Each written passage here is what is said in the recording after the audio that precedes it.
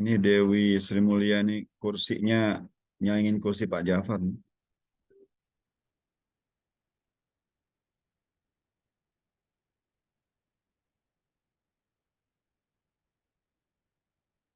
Hanifah, diaktifkan kameranya. Anda kan sudah di spotlight nih. Pak, maaf kayaknya lagi pada masalah jaringan nih Pak. Boleh ditunggu sebentar nggak Pak? Boleh. Terima kasih Pak. Jaringan yang bermasalah maksudnya.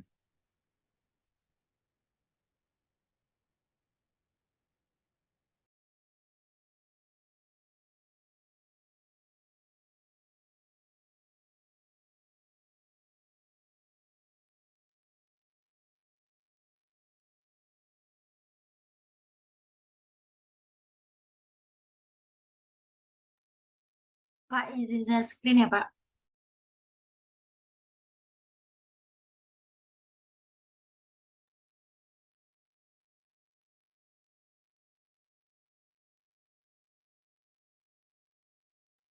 Apakah sudah terlihat? Masih OTW dia. Ya, itu sudah share, sudah slideshow ya. Sudah maksimal itu ya. Oke. Filenya Silakan. berupa PDF Pak soalnya. Iya, ya begitu resikonya kalau PDF. Silakan langsung, silakan. Oke, baik. Terima kasih atas kesempatannya Pak. Saya langsung buka aja ya presentasinya.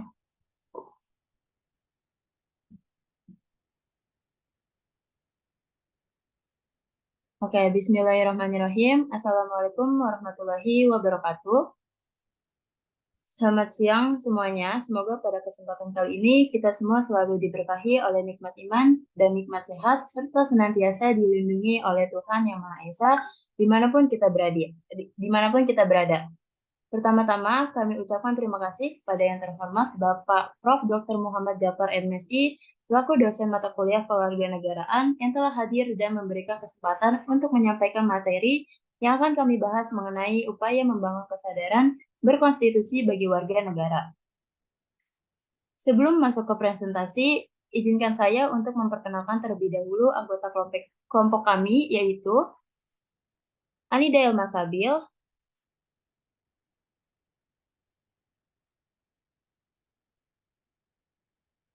Anida Elma Sabil, Elvira Nur Ilahi, Hanifah Raina Zulfa, Kanesia Putri Yuliani, Muhammad Irsyad Saputra, dan saya sendiri yaitu Dewi Sri Mulia selaku perwakilan dari kelompok 2 sebagai moderator yang akan memandu jalannya presentasi pada siang hari ini. Sebelum kita memulai kegiatan hari ini, alangkah baiknya marilah kita sama-sama berdoa menurut agama dan kepercayaan masing-masing. Berdoa dimulai.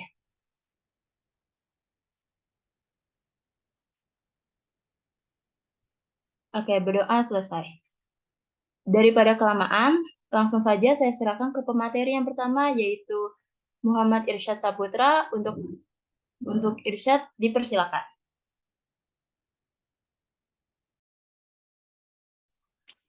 Baik, terima kasih.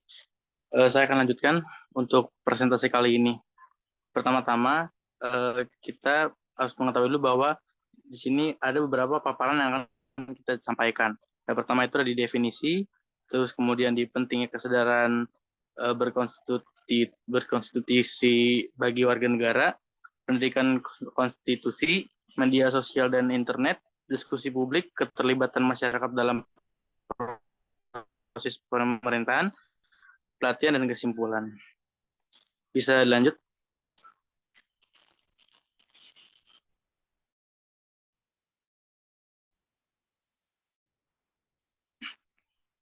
Oke. Pertama-tama, yaitu apa sih kesadaran dari berkonstitusi?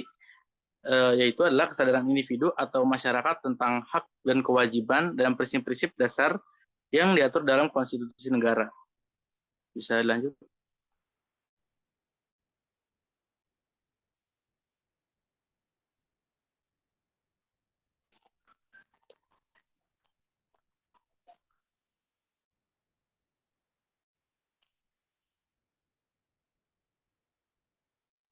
Maaf, sebelumnya Kanesia tidak ada suara. Udah ada belum suaranya? Udah. Selanjutnya, pentingnya kesadaran berkonstitusi bagi warga negara. Eh, Kesadaran berkonstitusi sangat penting bagi warga negara itu karena yang pertama, membangun demokrasi yang kuat. Kesadaran berkonstitusi ini dapat membangun kesadaran atas nilai-nilai demokrasi seperti partisipasi, kemudian kebebasan berbicara, keadilan, dan persamaan yang dijamin oleh konstitusi. Hal ini dapat membantu membangun dan memperkuat sistem demokrasi yang kuat dan berkelanjutan. Yang kedua, meningkatkan kualitas kehidupan. Konstitusi ini membentuk dasar untuk pembentukan undang-undang dan juga kebijakan publik yang membentuk kualitas kehidupan masyarakat. Kesadaran berkonstitusi ini dapat memperkuat pengakuan atas hak dan kewajiban individu dan masyarakat, serta memastikan bahwa kebijakan publik yang diambil berdasarkan nilai-nilai demokratis dan keadilan. Yang ketiga, membangun ketertiban dan stabilitas. Kesadaran berkonstitusi dapat memperkuat kepatuhan terhadap hukum dan lembaga negara yang dibentuk oleh konstitusi itu sendiri. Nah, hal ini dapat membantu mencegah ketidakadilan, korupsi, dan tindakan-tindakan melawan hukum yang dapat merusak stabilitas dan ketertiban masyarakat. Yang keempat, menjaga kedaulatan negara. Konstitusi juga menetapkan batas-batas yang jelas antara pemerintah dan juga warga negara, sehingga dapat menjaga kedaulatan negara dari tindakan-tindakan yang dapat membahayakan kedaulatan negara tersebut.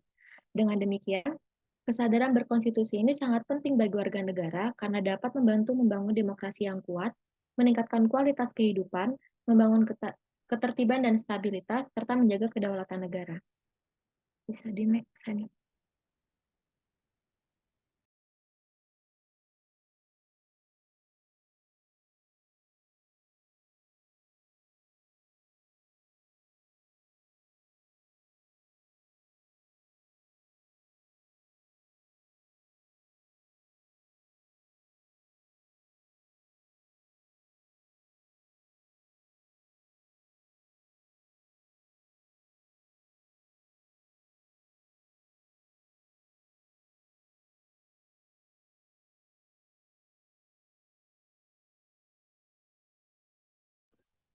Oke, selanjutnya yaitu upaya untuk membangun kesadaran berkonstitusi bagi warga negara. Yang pertama yaitu ada pendidikan konstitusi. Pendidikan konstitusi adalah salah satu cara yang paling efektif untuk membangun kesadaran berkonstitusi.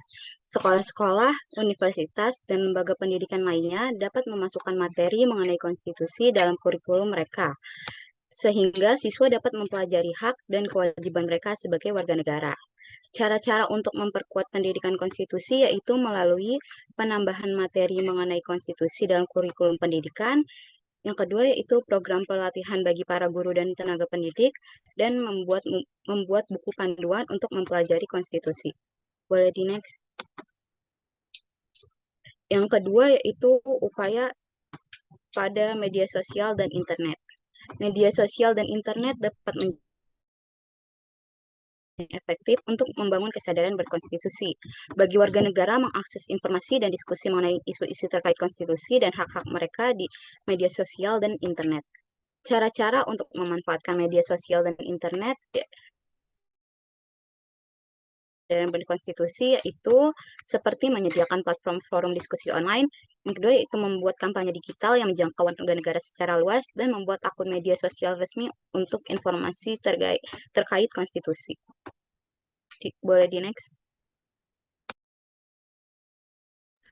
Oke, upaya yang selanjutnya yaitu ada diskusi publik.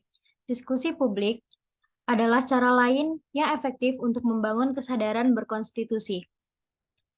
Warga negara dapat menghadiri forum-forum diskusi yang membahas isu-isu terkait konstitusi dan hak-hak mereka, serta berpartisipasi dalam diskusi tersebut. Jadi ada beberapa caranya, yaitu mengadakan diskusi publik tentang isu-isu terkait konstitusi, membuat forum diskusi terbuka dan ramah lingkungan, lalu mengajak para ahli, aktivis, dan warga negara untuk berbicara. Yang selanjutnya adalah keterlibatan masyarakat dalam proses pemerintahan. keterlibatan masyarakat dalam proses pemerintahan, warga negara juga dapat membangun kesadaran berkonstitusi dengan terlibat langsung dalam proses pemerintahan. Warga negara dapat memilih para pemimpin yang berkomitmen untuk melindungi hak-hak mereka, serta mengawasi jalannya pemerintahan dan menyampaikan pendapat mereka melalui mekanisme partisipasi masyarakat seperti aksi protes, petisi, atau pemilihan umum. Jadi di sini ada beberapa upayanya dalam keterlibatan masyarakat, yaitu warga negara dapat membangun kesadaran berkonstitusi dengan terlibat langsung dalam proses pemerintahan, lalu mendorong partisipasi warga negara dalam pemilihan umum. Yang ketiga ada menyediakan akses untuk menyampaikan aspirasi dan pendapat warga negara, lalu ada mengajak warga negara untuk mengawasi kinerja.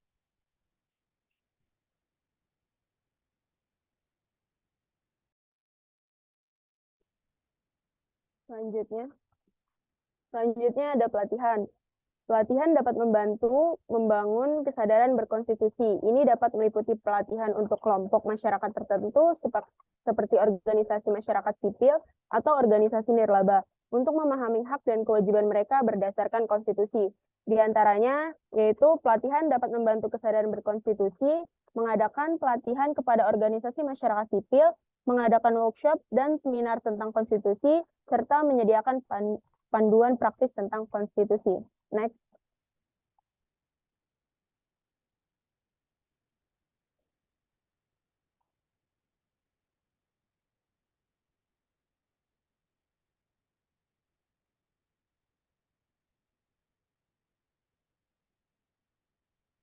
Dalam kesimpulannya, membangun kesadaran berkonstitusi bagi warga negara adalah tugas penting untuk memperkuat demokrasi dan mendorong penghormatan terhadap hak asasi manusia.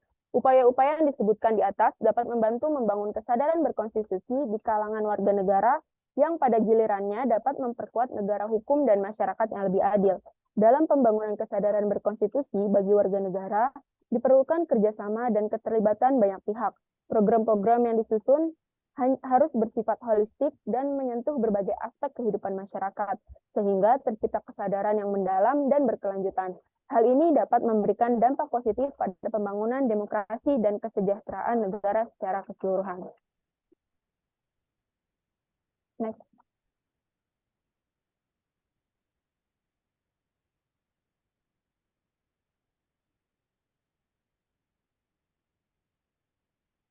Oke.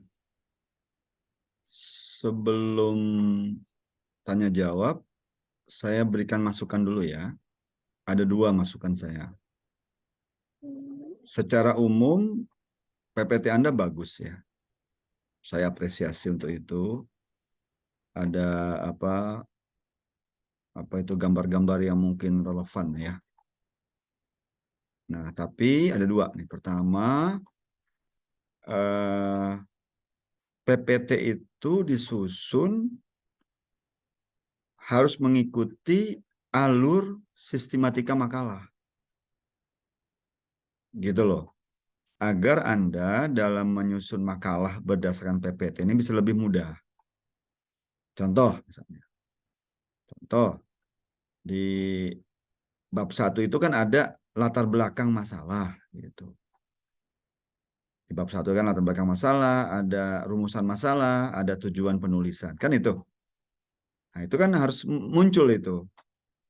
Nah, lalu di bab 2-nya adalah misalnya kajian pustaka. Nah, saya melihat bahwa apa yang Anda tayang itu sebetulnya muatannya penuh buat bab 2 ya. Walaupun tadi ada juga yang berkaitan dengan bab 3 gitu. Jadi supaya ngalir aja Dewi, Hanifah, Hanisia, Elvira dan Andina ya, bahwa dari awal itu sudah runtut gitu loh. Jadi pada saat Anda menyusun makalah itu lebih mudah. Itu masukan saya. Yang kedua, coba buka daftar pustakanya.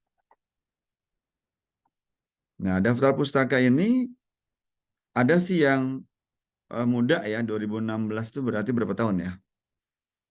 Jadi usahakan itu adalah 5 tahun terakhir ya. Buku 5 tahun terakhir. Ini buku semua ya?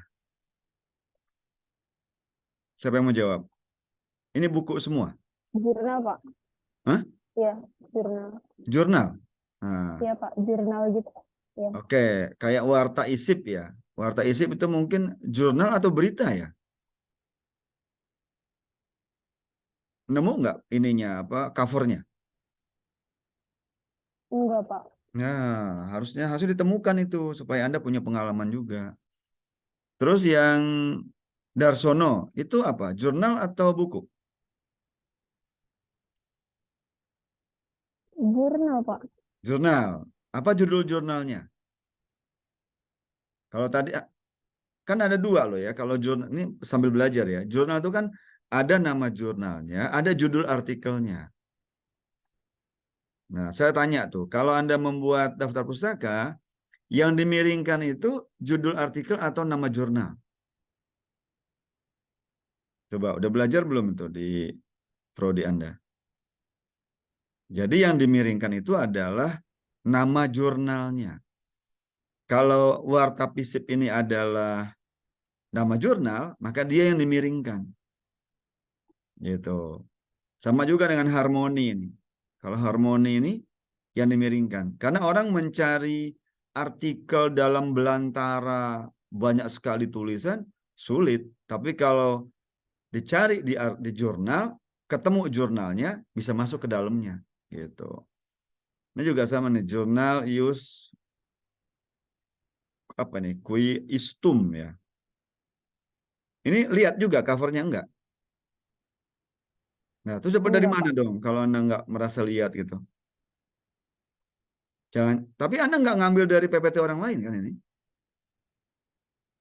Enggak Pak. Yakin ya? Karena kalau Anda menayangkan PPT yang dibuat oleh orang lain, plek-plek, Anda ambil semua, Anda plagiasi itu. Ya. Jadi kalau Anda menemukan minimal covernya gitu loh, cover dari jurnal itu akan jauh lebih hebat gitu kan. Jadi Anda memang mencari itu. Kan pertanyaannya kalau Anda nggak menemukan, terus ini dapat dari mana referensinya? Ya kan ini apa? Judul artikelnya lah paling tidak ini menurut saya bagus banget gitu kan. Lengkap membangun kesadaran berkonstitusi, membangun kesadaran berkonstitusi. Berarti kan ini jurnal yang memang concern terhadap masalah kesadaran berkonstitusi. Bahkan saya kalau boleh, saya minta itu. Kalau dia file ya, boleh saya berbagi ke saya juga gitu. Menurut saya ini penting juga gitu. Kalau jurnal Civic Education mungkin saya beberapa kali baca lah gitu kan. Nah, kalau jurnal konstitusi itu diterbitkan oleh MK, seingat saya itu. Coba Anda cari ya. Ya, pesan saya terakhir begitu. Coba Anda cari artikel ini untuk menjadi bahan. Gitu. Sekali lagi saya tanya, Anda nggak pernah baca satupun dari jurnal ini? Ayo, nggak jawab? Nggak pernah atau nggak? Baca Bapak. Nah, kalau baca kan harusnya tahu dong seperti apa gitu. Atau Anda baca buku orang lain Ya Pak. yang mengutip jurnal ini, gimana? Ayo, ini sambil belajar kan Anda masih semester 2. Saya Enggak Pak. Baca jurnalnya Pak. baca jurnalnya. Ada jurnal yang kedua Darsono B itu dari jurnal UNES itu ada, saya lihat ininya apa namanya, covernya. Oke, Darsono ya. Kalau yang lain? Kayak jurnal konstitusi, jurnal hukum dan pembangunan itu. Itu dapat dari Google Scholar sih Pak. Jadi Oh, nggak apa-apa. Kalau Anda dapat di Google Scholar itu sebetulnya ada namanya, ada juga. Ada di atas itu. Kalau Anda menemukan PDF-nya itu di atasnya itu ada. Gitu. Setiap Anda boleh buka juga Google Scholar saya. Ada beberapa tulisan saya itu di atasnya itu ada. Dia diterbitkan oleh jurnal apa. Bahkan itu bisa dilacak sebetulnya covernya seperti apa gitu. Supaya Anda utuh memahami itu. Ini Aninda aja yang berhasil menemukannya atau tim nih?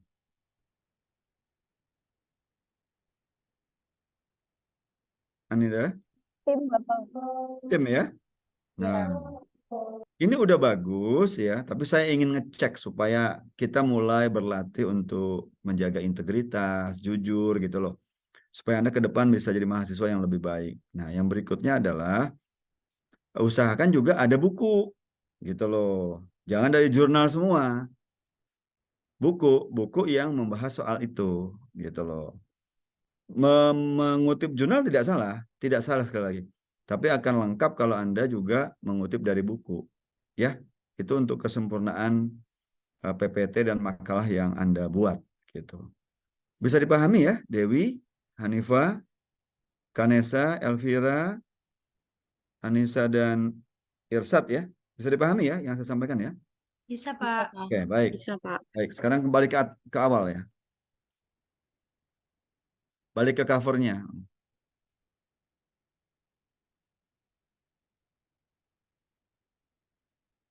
Iya. Nah, coba ini Fauzi ya. Ini di foto nih yang begini. Maksud saya ini dokumentasi presentasi kelompok gitu kan. Jadi ada cover makalahnya, PPT-nya, ada orangnya gitu. Bisa ya? Bisa, Pak. Oke, silahkan. Oke, saya screenshot ya, Pak. Ya. Sudah, Pak. Oke, baik. Terima kasih. Baik, silahkan dipandu diskusinya. Siapa moderatornya tadi itu? Saya, Pak. Ya, silahkan Dewi. Oke, baiklah. Terima kasih kepada teman-teman yang sudah presentasi tadi, dan terima kasih untuk Bapak Prof. Dr. Muhammad Jafar MSc yang telah memberikan masukannya. Untuk teman-teman yang ingin bertanya, boleh dipersilakan untuk raise hand terlebih dahulu dan lalu nyalakan on mic. Untuk yang mau bertanya, dipersilakan. Ya, 3 orang ya, sebagai awalan 3 orang.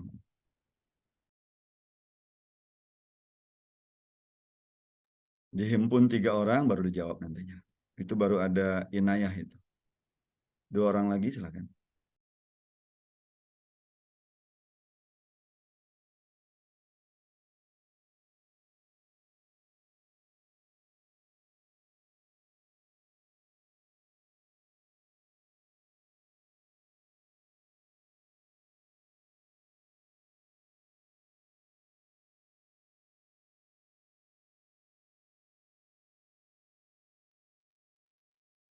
Oke, karena di layar saya udah ada 3 orang yang ingin bertanya, boleh dipersilakan untuk Inayah Arafah untuk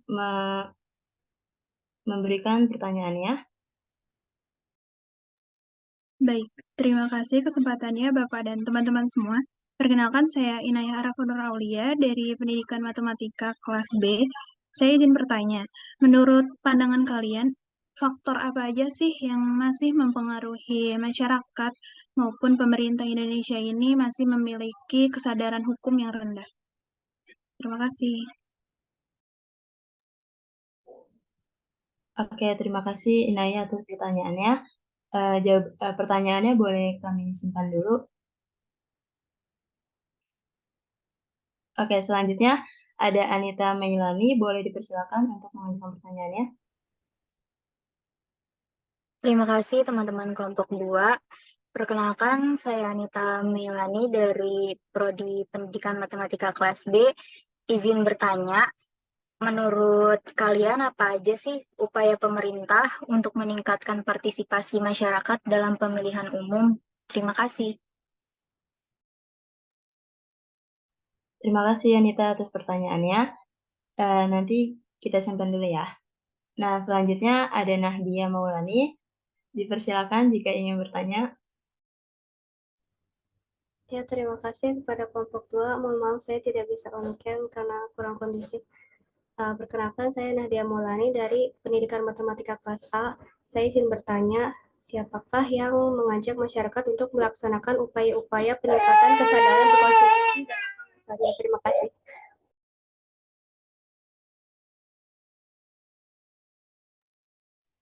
Untuk Inayah, boleh diulang pertanyaannya? Sorry, Nahdia maksudnya. Siapakah yang melakukan apa? Siapakah yang mengajak masyarakat untuk melaksanakan upaya-upaya peningkatan kesadaran berkonstitusi? Terus apa alasannya? Oke, terima kasih Nahdia atas pertanyaannya. Baik, pertanyaannya akan kami diskusikan dulu oleh kelompok kami. Nanti akan kami jawabkan satu persatu. Terima kasih.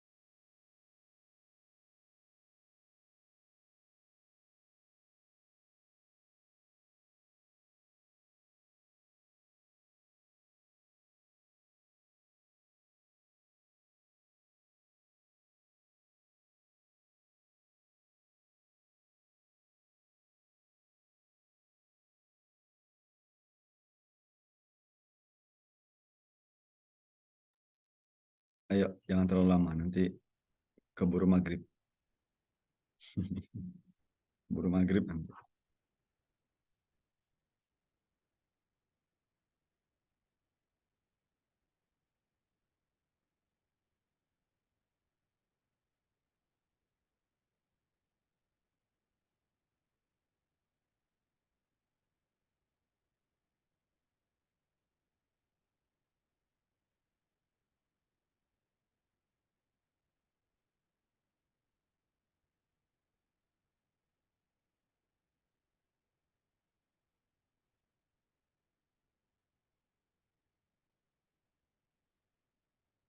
Bapak, saya izin menjawab pertanyaan dari Anita. Enggak, silakan. Ya, kan tadi pertanyaannya kan apa saja upaya pemerintah untuk meningkatkan partisipasi masyarakat dalam pemilu. Ada beberapa upaya. Yang pertama yaitu memberikan informasi yang jelas dan mudah dipahami tentang proses pemilihan umum, seperti tanggal pemilihan umum, syarat untuk menjadi pemilih, cara melakukan registrasi, dan cara memberikan suara. Yang kedua yaitu meningkatkan aksesibilitas ke tempat pemilihan dan memastikan bahwa tempat pemilihan mudah dijangkau oleh semua orang termasuk mereka yang berkebutuhan khusus. Yang ketiga yaitu menyediakan sarana dan prasarana yang memadai untuk memberikan kemudahan bagi pemilih seperti bilik suara, yang cukup, petugas pemilihan yang terlatih, dan teknologi yang memadai. Yang keempat, yaitu melakukan kampanye publik yang efektif untuk mendorong partisipasi masyarakat lainnya dalam mempromosikan partisipasi dalam pemilihan umum. Maaf Pak, ulang. Yang keempat yaitu melakukan kampanye publik yang efektif untuk mendorong partisipasi masyarakat, termasuk penyediaan materi dan informasi yang mudah dipahami dan dapat diakses oleh semua orang. Yang kelima itu melibatkan tokoh masyarakat, organisasi masyarakat, dan kelompok masyarakat lainnya dalam mempromosikan partisipasi dalam pemilihan umum. Bapak, sebelumnya saya mau izin menambahkan jawaban dari pertanyaannya Anita, Pak. Oke. Ya, jadi selain itu, upaya pemerintah untuk meningkatkan partisipasi masyarakat dalam pemilihan umum itu bisa meningkatkan keterlibatan pemilih dalam proses politik, termasuk dengan mendorong partisipasi dalam kampanye politik dan kegiatan-kegiatan terkait pemilihan umum lainnya. Kemudian, menerapkan teknologi informasi dalam pemilihan umum untuk memberikan kemudahan bagi pemilih, seperti melakukan registrasi pemilih secara online dan memberikan suara melalui sistem online. Selanjutnya, mengatasi permasalahan yang mempengaruhi partisipasi pemilih seperti intimidasi, penipuan, dan juga diskriminasi dengan mengambil tindakan yang tepat. Selain itu, memberikan insentif atau imbalan kepada masyarakat yang telah memilih seperti diskon atau kupon belanja sebagai bentuk penghargaan atas partisipasi mereka dalam pemilihan umum. Juga menjaga keamanan dan ketertiban selama pemilihan umum untuk memberikan rasa aman dan nyaman bagi pemilih. Mungkin itu tambahan dari saya, Pak. Kedua sebelum terakhir itu yang menarik ya. Kasih kupon belanja. Nanti ya nggak apa-apa, sebagai ide kan boleh saja. Apalagi kalau pemilih pemulanya generasi milenial yang belum punya gaji, terus dikasih uang belanja 500.000, datang ke TPS gitu kan. Pasti Elvira senang banget itu kalau dikasih. Oke, nggak apa-apa. Itu kan ide juga ya, nggak apa-apa. Memang di negara-negara yang, oke. Nanti komentarnya nanti, oke. Jawab dulu pertanyaan yang lainnya. Oke. Oke Pak, saya izin menjawab pertanyaan Inayah. Ya, silakan. Jadi pertanyaannya yaitu menurut pandangan kalian, apa sajakah faktor yang membuat masyarakat bahkan pemerintah bangsa Indonesia masih memiliki kesadaran hukum yang rendah? Kalau menurut pandangan kelompok kami itu ada 4. Yang pertama, kurangnya aksesibilitas terhadap informasi hukum. Yang kedua, budaya hukum yang kurang. Yang ketiga, rendahnya kualitas sistem peradilan. Yang keempat, ketidakadilan dalam penegakan hukum. Mungkin itu aja sih, Pak. Izin menambahkan, Pak. Ya, silakan. Lalu kemudian untuk faktor yang lainnya itu ada rendahnya kualitas dari pendidikan hukum, kemudian kurangnya sanksi bagi pelanggar hukum, kemudian tingginya tingkat kemiskinan dan dari ketimpangan sosial. Lalu yang terakhir ada kurangnya partisipasi masyarakat dalam pembuatan dan implementasi dari hukum itu sendiri. Terima kasih. Harusnya ini ya, Dewi ya, kalau yang taat hukum dikasih kupon juga. Oke, baik. Pak Jafar simak ya, saya catat juga kok. Oke. Baik, mungkin pertanyaan Nahdia ya, yang belum ya. Kan pertanyaannya Inayah sama Anita sudah ya, Nahdia ya.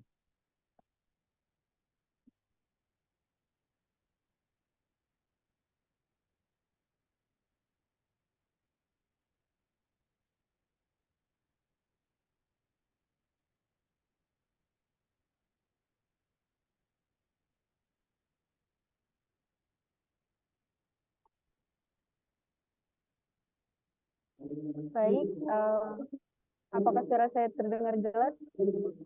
Ya. Selanjutnya pertanyaan dari Nahdia itu, siapakah yang mengajak masyarakat untuk melaksanakan upaya-upaya peningkatan kesadaran berkonstitusi dan apa alasannya?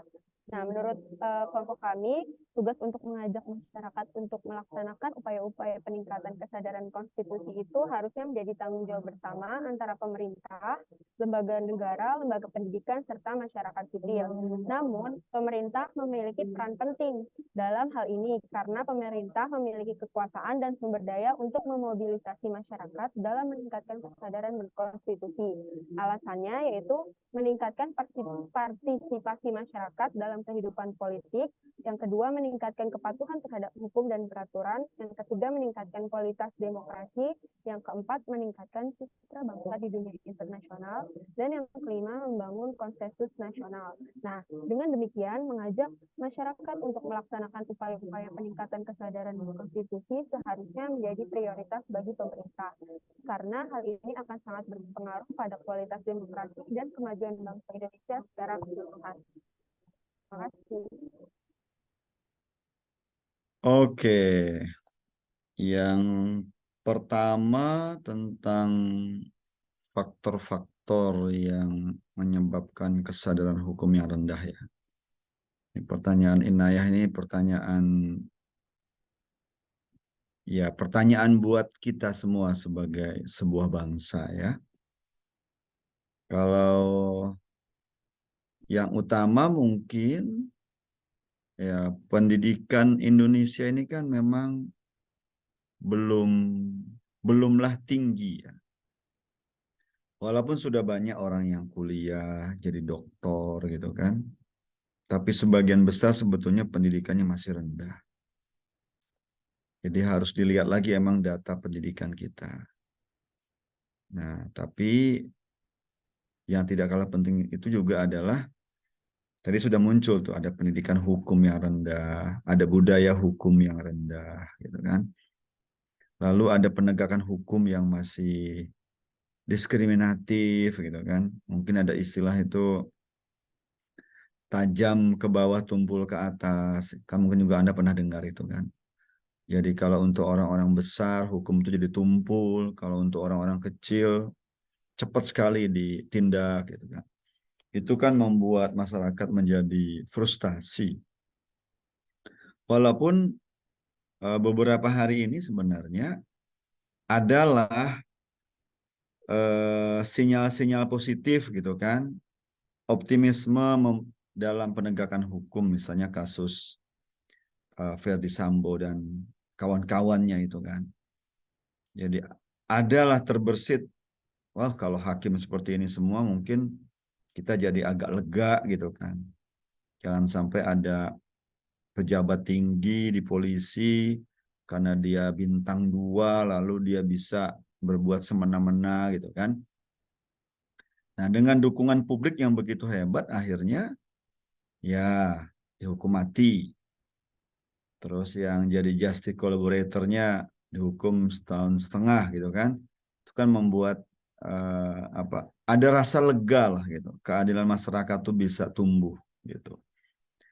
Kalau itu oke, kita optimis. Tapi ada sebetulnya pengadilan lain yang sebetulnya juga tidak kalah penting, yaitu pengadilan tipikor, tindak pidana korupsi. Kalau menurut saya itu masih rendah hukumannya. Lalu kalau dia banding, kalau dia kasasi, itu turun lagi gitu. Lalu ada penjara namanya Sukamiskin, tapi di sana suka kaya gitu. Jadi kamar-kamar para koruptor di penjara Sukamiskin tuh kamar-kamar bintang 5 gitu. Artinya kan diskriminatif gitu kan. Jadi kalau untuk koruptor saya belum melihat itu, penegakan hukumnya belum maksimal seperti tindak pidana kemarin. Gitu. Atau nanti kita lihat nih kasusnya Mario itu misalnya. Apakah akan ditindak tegas? Apakah dia berlindung karena dia masih usia muda? Nah, tapi saya sebagai seorang ayah, yang saya kasihan tuh ayahnya sebenarnya. Bisa saja ayahnya itu orang baik gitu kan, tidak salah apa-apa, tapi karena anaknya senang pamer gitu kan. Akhirnya kan gara-gara hal lain, tapi kena semua gitu. Bisa bikin malu keluarga dan seterusnya. Maka Anda yang hari ini kebetulan punya orang tua yang rezekinya banyak, please nggak usah dipamer-pamerin. Gitu. Anda punya mobil nggak apa-apa, tapi mobil itu jadikan alat saja, bukan tujuan. Mobil bukan sebagai penanda status sosial, bukan. Mobil adalah alat memudahkan pergerakan mobilitas kita dari satu tempat ke tempat lain. Ya kalau punya mobil bagus, nggak apa-apa, itu hak kita juga, tapi tidak perlu dipamer-pamerin, gitu loh. Karena dari kasus ini, kasusnya adalah penganiayaan, kekerasan, tapi nyambung ke yang lain-lain. Akhirnya masuk ke KPK, Menteri Keuangan turun tangan, Menteri Agama, dan seterusnya. Jadi banyak kaitannya. Nah ini juga, mudah-mudahan Anda mengamati itu ya. Ini nggak ngamati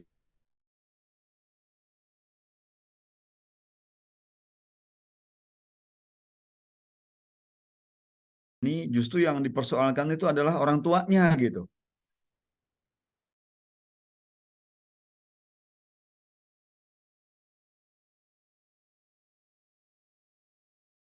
Faktornya Inayah, kalau mengapa itu belum bisa maksimal penegakan hukum itu. Saya dulu menyebutnya ada 4 faktor. Pertama tadi sudah disebut budaya hukum, kualitas penegak hukum. Penegak hukum itu harus apa ya? Walaupun kadang-kadang nggak mempan ya, dia itu harus punya kesejahteraan yang tinggi supaya dia nggak tergiur dengan godaan, dengan suap dari para kliennya. Kalau penegak hukum gajinya kecil itu, aduh, diketawain sama pengacara, gitu kan? Lalu alat prasarana hukum juga harus makin canggih. KPK itu sekarang dianggap hebat, kenapa? Dia punya hak melakukan penyadapan, gitu. Kalau KPK itu nggak punya hak penyadapan, nggak akan ada OTT itu. 4 ya, budaya hukum, terus penegak hukum yang berkualitas, lalu sarana prasarana, yang keempatnya lupa ya.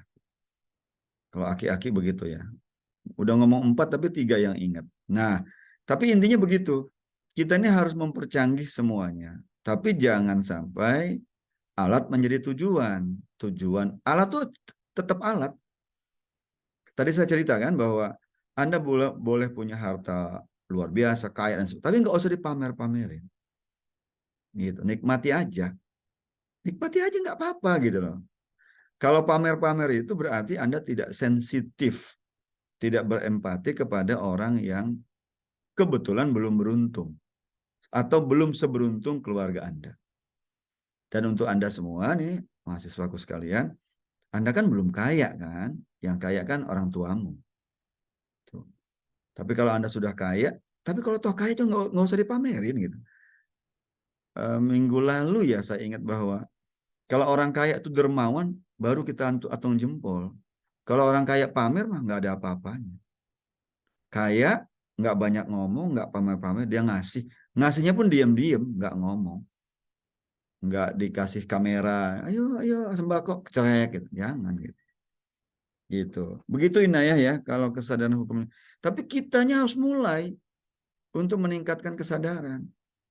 Dari mana misalnya? Berlalu lintas aja. Saya ini kebetulan nyetir sendiri, sering banget saya lihat tuh kan, motor sembarangan, belok kiri, belok kanan, nggak ngasih sen. Atau mobil ngasih sennya pas mau belok, jadi kita kurang antisipasi gitu kan. Belum lagi bajai, bajai itu kan hanya dia dan Tuhan yang tahu kemana dia akan belok atau akan lurus gitu kan.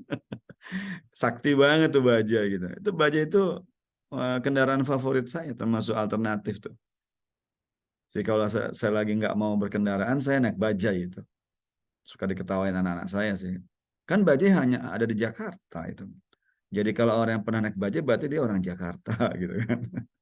Nah, itu ya Inayah ya. Bahasanya bisa panjang sebenarnya.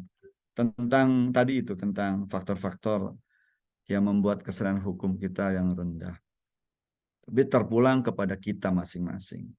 Kalau kita berharap pada orang susah, kitanya gitu. Oke, tadi Anita udah banyak tuh yang merespon. Ada dari Elvira, disambung tadi yang ngasih kupon belanja, itu kan lumayan tuh. Senang tuh saya dengarnya itu. Jadi yang paling utama itu adalah pendidikan politik sebetulnya. Mencerdaskan secara politik. Apa intinya? Paham tentang hak dan kewajiban. Jadi pemilu itu, saudara-saudara, harus kita anggap sebagai hak dan kewajiban. Jangan hak saja. Kalau hak saja kan orang boleh golput. Kan hak saya. Boleh dipakai, boleh tidak. Tapi harus dua-duanya. Hak dan kewajiban. Supaya kita terikat dengan hasil pemilu. Kita berkepentingan dengan pemilu. Kita berkepentingan dengan kampanye yang fair, tentang perhitungan yang bersih. Gitu. Jangan kayak tahun kemarin, tahun 2019. Kan banyak anggota KPPS yang mati. Tanpa pengusutan sampai hari ini. Jadi mati itu dianggap kan sudah takdir mati. Oh, saya bilang. Begitu murahnya nyawa manusia di Indonesia ya. Jadi kita harus mengawal itu. Menjadi subjek-subjek yang menjadi pengawal pemilu agar menjadi pemilu yang berintegritas. Pada saat pemilu berintegritas, prosesnya dipercaya, hasilnya dipercaya, jadi rezim atau pemerintah yang terbentuk itu legitimate, absah dia. Gitu loh. Ya, mungkin kalau pakai ilustrasi lain misalnya Anda punya pacar gitu kan. Berjuang hidup itu kan. Terus Anda menikah, lalu ke pihak yang punya kompetensi Anda datang ke KUA, Anda menikah secara hukum, secara negara, secara agama, lalu Anda walimahan, diumumkan gitu, absah dia. Kalau Anda pernah menyaksikan ijab kabul itu coba setelah kuterima nikahnya gitu kan, penghulunya nanya ke saksi, bagaimana, sah, baru kan, alhamdulillah. Tempo dulu masih tepuk tangan, sekarang udah nggak boleh lagi. Orang Indonesia kan aneh. Ijab kabul kok tepuk tangan, kan aneh. Nah, itu sah. Nah, sama juga dengan pemilu. Kalau pemilu itu dilakukan secara terpercaya, maka dia menjadi sah. Sehingga orang terlibat, sehingga orang menganggap menjadi bagian dari proses pemilu itu. Dia ingin mengawal, gitu kan. Dan dia menghormati hasil pemilu. Jadi kalau pemilu itu prosesnya sudah benar, kita semua mengawal itu. Tapi kalau prosesnya masih nggak benar, makanya ada gugatan di MK, gitu. Pasti ada pihak yang menganggap ini prosesnya tidak benar. Prosesnya benar, seolah hasilnya benar. Itu bagaimana meningkatkan partisipasi politik dalam pemilu. Nah, saya nggak tahu nih, Elvira sudah pernah ke TPS belum sepanjang hidupnya? Belum, Pak. Belum. Berarti tahun 2024 dong ya, Anda akan merasakan menjadi pemilih pemula, gitu kan? Dewi udah pernah belum, Dewi? Belum, Pak. Oh, berarti seumuran kalian ya. Ada yang sudah di sini? Kalau sudah berarti tua banget gitu ya. Jangan malu disebut tua, karena tua itu akan sampai ya. Oke, nah sekarang dari Nadia ya, kesadaran berkonstitusi. Semua elemen bangsa ini, penyelenggara negara, pemerintah, lembaga sosial masyarakat, warga negara biasa, semua harus ikut serta dalam berupaya meningkatkan kesadaran berkonstitusi. Dengan bagaimana? Pertama, kita harus tahu dulu. Tahu konstitusi itu apa. Baca UUD 45 tentunya. Jadi dengan tahu, lalu punya sikap yang positif, lalu berpartisipasi. Gitu. Tahu, gitu kan? Lalu bersikap positif, lalu berpartisipasi. Kalau dari teori pendidikan tuh kognitif, afektif, dan psikomotorik. Gitu kan. Jadi datang ke pemilu misalnya itu adalah psikomotorik. Tapi dia datang tuh dengan kesadaran. Mentalitasnya benar, kognitifnya cukup. Gitu. Nah, banyak cara lain sebenarnya ya. Banyak cara lain. Kalau di film-film Amerika itu, saya sering nyimak gitu kan. Ada dialog-dialog di keluarga atau diskusi-diskusi publik itu. Anda kan juga ngomong soal diskusi publik ya. Itu yang mempertanyakan hak konstitusional saya. Jadi kalau ada orang yang disinggung terus dia bilang kan, Anda telah melanggar hak konstitusional saya. Di kita nggak ada dialog itu. Di sinetron kita nggak ada. Sinetron itu paling percintaan, perselingkuhan, perebutan harta warisan. Jadi gitu-gitu gitu. Tapi tidak ada kualitas dialog-dialog yang menyangkut kenegaraan.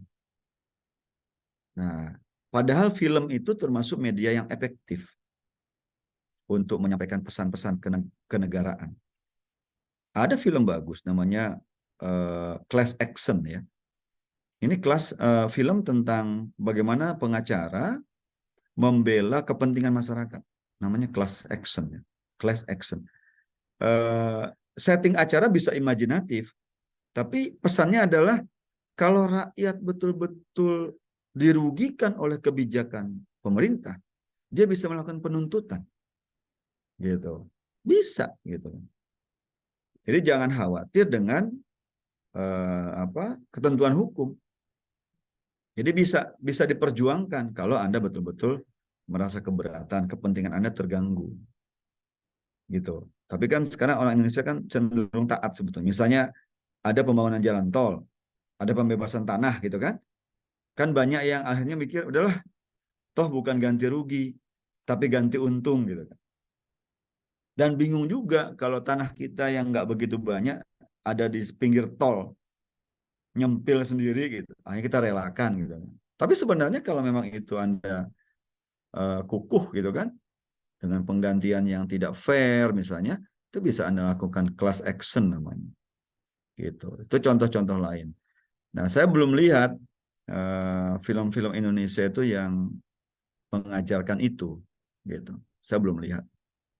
Nggak tahu kalau Anda yang nonton ya. Kan kalau film Indonesia kan lucu ya, misalnya apa itu yang pocong ya, film Pocong Kesurupan gitu. Saya juga bingung, pocong kesurupan itu kan, gimana jalannya gitu kan. Atau suster ngesot. Jadi, menurut saya nggak ada aspek edukatifnya gitu. Tapi itu laku katanya gitu, laku. Gitu. Ya, mungkin itu beberapa respon dari saya, Inayah, Anita, dan Nahdia. Kalau ada yang ingin direspon balik, silahkan, nggak apa-apa. Ada? Kalau nggak ada, kita buka sesi yang kedua. Minimal 2 pertanyaan lah. Ada dari Nahdia? Ada? Nahdia ya? Ada? Sudah cukup, Pak. Cukup ya. Jadi namamu itu bukan Nadia ya, tapi Nahdia ya. Nahdia gitu kan. Mungkin kaget ketemu tuh. Nahdia. Oke. Anita ada? Mana Anita? Tidak ada Pak kalau dari saya. Oke. Sudah jelas.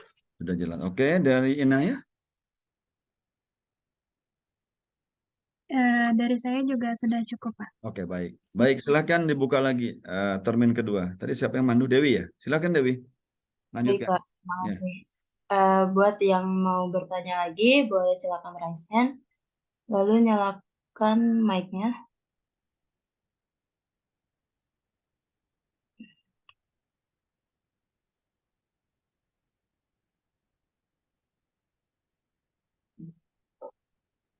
Oke, karena udah ada 2 orang di layar saya, boleh untuk yang pertama Rizka Rahmadini untuk mengajukan pertanyaannya. Oke. Ya, baik. Terima kasih atas kesempatannya. Tadi kan dijelasin ya upaya-upaya untuk meningkatkan kesadaran konstitusi gitu. Nah, itu menurut kelompok, apakah upaya-upaya tersebut sudah pernah dilakukan semuanya? Dan jika sudah, seberapa efektifkah hasilnya? Terima kasih. Oke, terima kasih Rizka atas pertanyaannya. Boleh nanti kita simpan dulu ya pertanyaannya. Selanjutnya boleh Gracia untuk mengajukan pertanyaannya. Baik, terima kasih atas kesempatannya. Pertama, perkenalkan, nama saya Gracia. Saya mau bertanya, apa yang akan terjadi atau apa dampak negatif jika kesadaran berkonstitusi tidak dilaksanakan dengan baik? Oke, pertanyaannya akan kami simpan dulu. Nanti kalau misalkan udah ada jawabannya, langsung kita kasih tahu. Terima kasih. Bukan disimpan, Dewi, didiskusikan. Iya, Pak. Main simpen, simpen tuh simpen kupon, nah simpen itu. Silakan, silakan.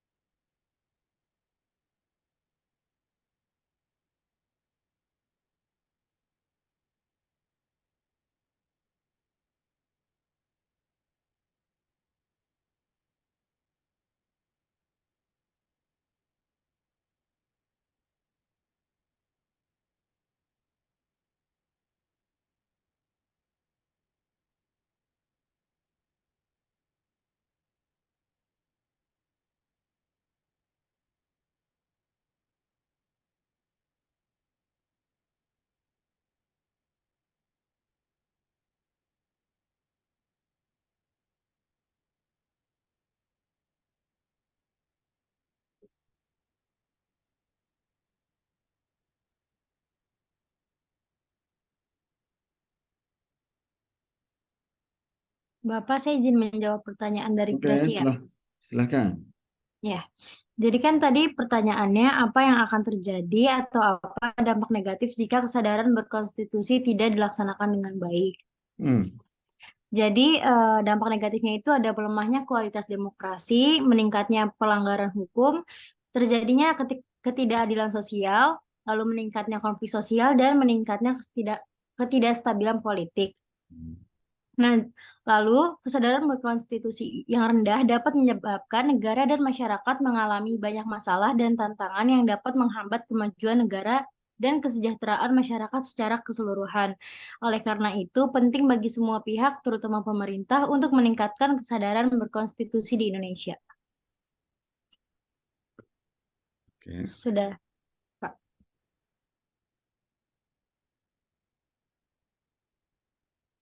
Lanjut yang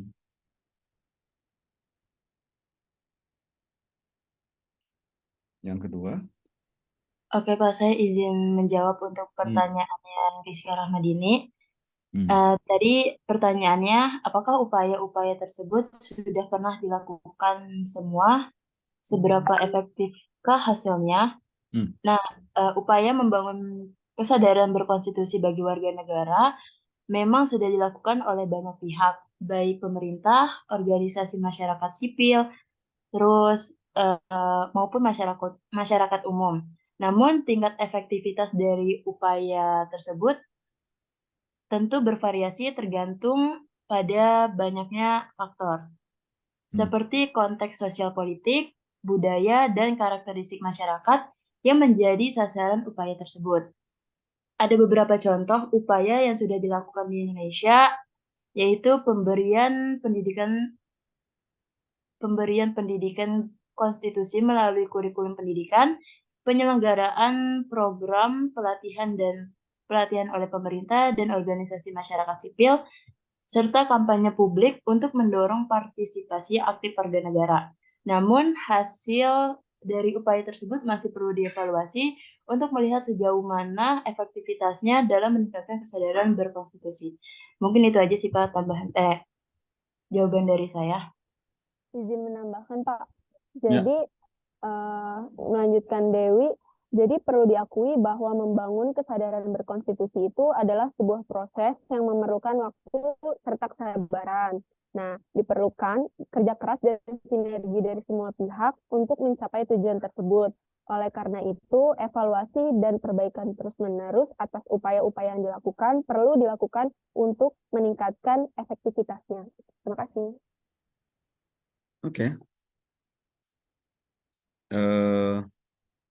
Apa dampak negatif atau apa bahayanya kalau tidak ada kesadaran berkonstitusi ya, dari Gracia Sianipart Horas ya.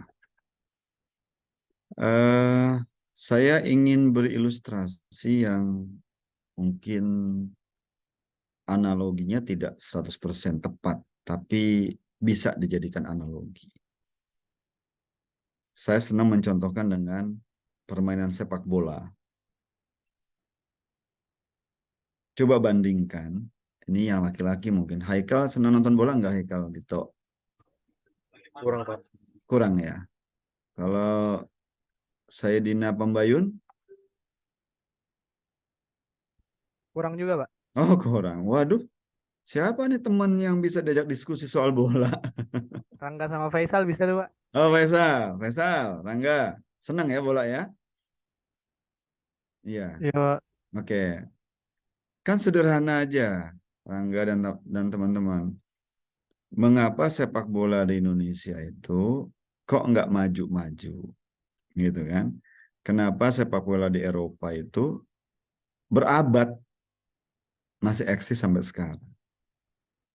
Secara sederhana sebenarnya kalau kita kaitkan dengan mata kuliah atau kajian hari ini adalah karena kita itu suka tidak taat hukum. Apa misalnya? Pengaturan skor. Susah kalau bagaimana liga kita mau bergengsi kalau ada pengaturan skor. Betul nggak, Rangga? Betul Pak. Iya kan? Nah, salah satu KLB itu kan agendanya itu. Bahkan Kapolri bikin menguatkan satgas anti mafia bola. Jadi Liga Eropa itu sudah jadi industri berabad. Bisa jadi sumber penghidupan pemain, pelatih, kru, dan sebagainya. Bergulir terus, tiada henti. Kenapa? Salah satunya loh ya, nih kan karena kita lagi bahas PKN gitu kan. Salah satunya ketaatan pada peraturan. Bagaimana aturan offside, gol, apalagi itu, handsball, waktu, kan dijaga ketat itu. Di liga-liga yang sangat bagus itu, pemain nggak berani ngukul wasit misalnya. Walaupun masih terjadi sesekali, tapi sangat jarang. Kalau di Indonesia itu, wasit itu kalau salah-salah pimpin, digebukin rame-rame. Nah, itu contohnya. Jadi, ketaatan hukum pada peraturan itu membuat sesuatu menjadi berarti, termasuk soal sepak bola. Peristiwa Kanjuruhan coba. Ramai di televisi bagaimana kejadian. Pada saat penindakan hukum, kecil aja beritanya. Kecil aja beritanya. Kalah sama kasus Sambo memang. Gitu kan? Jadi kita itu belum bisa menata diri taat pada aturan. Nah, kalau kita balik lagi, mungkin bukan kesimpulan ya, tapi mungkin satu statement bahwa sepak bola di suatu negara kalau tidak taat aturan pasti nggak maju-maju. Tapi sepak bola di suatu negara kalau taat aturan dia akan maju. Nah, kalau kita tarik ke negara sama. Kalau suatu negara bangsanya taat pada peraturan perundangan, insya Allah negaranya akan maju. Tapi kalau suatu negara yang nggak taat aturan, ya nggak maju-maju. Jadi, Grace, pilihannya pada kita. Kita mau maju nggak sebagai sebuah bangsa? Ayo ikuti aturan, gitu. Misalnya masa jabatan presiden 2 kali. 1 kali 5 tahun dan dapat dipilih kembali 1 kali lagi. Taati itu. Kita mah belum apa-apa, pengen 3 periode. Gitu kan. Jadi banyak yang miss gitu kan. Karena kita tidak ingin membangun sistem. Kita lebih suka pada figur gitu. Nah ini berbahayanya. Kalau di Amerika Serikat misalnya, sehebat-hebatnya Bill Clinton 2 kali. Sehebat-hebatnya Barack Obama, presiden pertama berwarna hitam, 2 kali. Nggak ada yang menggagas 3 kali, nggak ada. Karena orang taat pada konstitusi. Walaupun ternyata setelah diselidiki, sebetulnya tidak ada aturan konstitusi Amerika yang mengatur 2 kali. Tetapi ada presiden waktu itu, pendiri Amerika, George Washington, dia itu nggak mau jadi presiden. Tapi rakyat Amerika butuh presiden. Bapaklah yang cocok. Oh nggak mau saya. Harus gitu kan. Oke, maulah saya. Sekali aja ya gitu. Jalanlah mereka. Ternyata periode kedua rakyatnya minta. Bapak harus jadi lagi. Gitu. Nggak mau gitu. Akhirnya mau juga. Nah, ketiga sudah secara tegas mengatakan cukup buat saya. Jadi selevel George Washington itu mengatakan cukup 2 periode. Jadi presiden seterusnya teman-teman sekalian itu nggak punya nyali untuk mengatakan saya lebih baik dibandingkan Washington sehingga saya boleh 3 kali. Jadi ada sikap kenegarawanan dari George Washington yang ditiru oleh presiden berikutnya yang kalau toh mereka hebat 2 kali saja. Karena mereka percaya sistem. Figur silih berganti. Karena ternyata saya lihat presiden di Amerika itu tidak dari tua ke muda, bisa juga dari muda ke tua. Pengganti Barack Obama kan Joe Biden, jauh lebih tua. Saingannya Donald Trump tua juga. Gitu. Jadi presiden di Amerika itu ternyata nggak pakai grafik, bisa turun gitu kan. Tapi tetap, nah sekarang sudah ada sinyal tuh, Joe Biden akan maju lagi di tahun 2024 dan katanya Donald Trump juga akan maju lagi. Wah, itu akan terjadi pemilihan presiden yang seru di Amerika itu. Karena pertarungan mereka berdua itu sebetulnya belum selesai. Karena Donald Trump belum mengakui kemenangannya Joe Biden. Nah, itu contoh ketaatan pada konstitusi. Amerika maju terlepas dari berbagai macam kelemahannya, tapi Amerika maju karena memang mereka taat pada konstitusi. Gitu. Begitu Gracia ya, beberapa komentar saya kalau kita tidak taat pada konstitusi gitu. Lalu, nah upaya yang pernah tadi sudah dijawab oleh siapa tadi itu? Anida ya. Cara apapun yang dilakukan sebetulnya tidak akan pernah selesai. Membangun kesadaran konstitusi itu, membangun partisipasi politik juga itu ya sepanjang bangsa itu ada ya terus dilakukan. Nggak bisa kita bilang berhasil lalu berhenti. Gitu. Seperti misalnya upaya-upaya agar meningkatkan partisipasi politik gitu kan. Mungkin 1 generasi sudah bagus, kan timbul generasi baru. perlu ditingkatkan lagi. Terus begitu kan, dia siklus kan. Gitu. Kayak Anda sekarang adalah pemilih pemula kan. Kan perlu dilakukan pendidikan politik juga agar Anda punya kesadaran politik untuk memilih gitu kan. Nanti Anda sudah lewat nih tahun 2024. Nanti generasi berikutnya kan ada lagi. Jadi membangun bangsa itu memang ya berkepanjangan ya selama bangsa itu ada. Gitu. Kalau bangsa itu ingin eksis terus ya harus dijaga. Nah, jangan kaget-kaget gitu. Jadi kalau saya memandang kita harus percaya sistem yang dibangun berdasarkan kesepakatan bersama. Gitu. Nah, jangan ingin membangun legacy, warisan, tapi warisan pribadi. Kalau saya nggak setuju itu. Harusnya warisan kelembagaan, warisan Indonesia. Kan ada yang berpendapat bahwa Pak Jokowi ingin bangun IKN untuk warisan dia sebagai presiden. Kalau warisan pribadi itu jangan dong. Tapi warisan untuk bangsa Indonesia ke depan yang lebih baik, ya kita dukung. Karena membangun ibu kota itu tidak semata kerja seorang presiden. Kalau rakyatnya nggak dukung, nggak akan jadi. Gitu. Nggak akan jadi.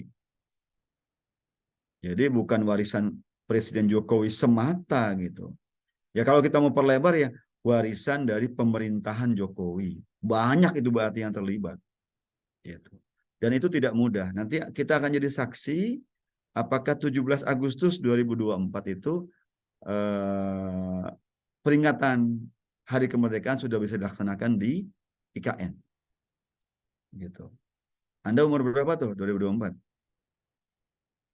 Elvira umur berapa saat 2024? 17 Agustus 2024 umurmu berapa? 20, Pak. 20 masih muda. Jadi Anda menjadi saksi apakah kita akan punya IKN yang siap melaksanakan upacara bendera peringatan HUT RI ke 70 berapa ya? 79 ya berarti ya. Sekarang kan 78 ya kan tahun ini kan? 79. Kalau itu terlaksana ya kita bersyukur. Tapi jangan klaim pribadi. Nah, kalau klaim pribadi itu nggak bagus. Karena Pak Jokowi itu memerintah tentu digaji. Jadi karena tugas dia, maka dia bekerja. Gitu. Jadi bukan karena dia presiden bisa, enggak, karena kita yang bayar dia lewat pajak kita. Gitu. Enggak ada orang yang bisa mengklaim itu adalah warisan dari, enggak ada. Enggak bisa begitu, karena dia presiden gitu loh. Karena dia presiden. Kecuali individu, dia mewariskan hartanya buat anak-anaknya itu boleh. Tapi kalau presiden, karena tugas dialah, dia bisa melaksanakan program-program. Kalau dia bukan presiden, nggak akan bisa. Oke, saya kira itu ya. Beberapa penguatan komentar dari saya. Diskusi yang menarik sebenarnya. Sebelum ditutup, saya ingin ingatkan tadi ya, Aninda, kalau memang Anda punya akses terhadap jurnal tadi, tolong dikirim ke Pak Jafar linknya ya. Linknya dikirim, biar Pak Jafar yang cari. Gitu. Tapi kalau Anda sudah punya filenya, kirim ke Pak Jafar ya. Oke, supaya kita sama-sama belajar. Saya suka begitu kok. Ada mahasiswa yang punya sumber yang bagus, yang saya belum baca, saya ingin ikut baca gitu. Jadi nggak hanya Anda yang pintar, saya juga ikut pintar kan gitu. Oke, saya kira diskusi hari ini cukup. Sudah 16.11. Saya belum sholat asar ini. Saya kembalikan ke Dewi. Baik, Pak Fajar. Terima kasih. Jangan ganti nama saya, Dew. Hah? Pak Fajar, aduh. Dewi. Terus apa, Pak? Saya sering ulang-ulang nyebut nama saya supaya nggak salah gitu. Oh, Pak Jafar. Ya, takutnya Anda ingat yang lain. Fajar itu siapa Fajar? Enggak, Pak. Oh enggak ya? Maaf ya, Pak. Ya nggak apa-apa. Oke, terima kasih atas kesempatannya, Pak Jafar. Baik, mungkin presentasi dari kelompok kami sampai sini aja. Kurang lebihnya mohon maaf. Jika ada kekurangan, bisa disampaikan. Pokoknya kurang lebihnya mohon Sampaikan maaf. ke siapa? Kalau ada kekurangan disampaikan ke siapa? Oke, kurang lebihnya mohon maaf. Terima kasih yang sudah menyimak presentasi dari kelompok kami. Assalamualaikum warahmatullahi wabarakatuh. Waalaikumsalam warahmatullahi wabarakatuh. Baik, saya kembalikan ke galeri ya. Oke. Baik, teman-teman sekalian, saya kira cukup untuk hari ini. Sebelum ditutup, difoto dulu nih. Foto galeri ya, foto semua. Tadi kan ada foto kelompok ya.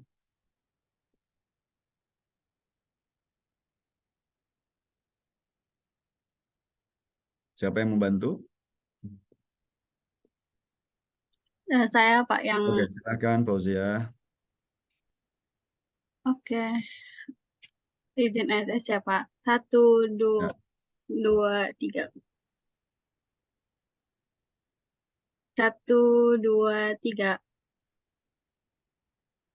Sudah Pak. Baik, terima kasih banyak. Apresiasi buat tim penyaji, juga teman-teman yang merespon. Ada Inaya, ada Anita, ada Nahdia, ada Rizka, dan ada Gracia ya.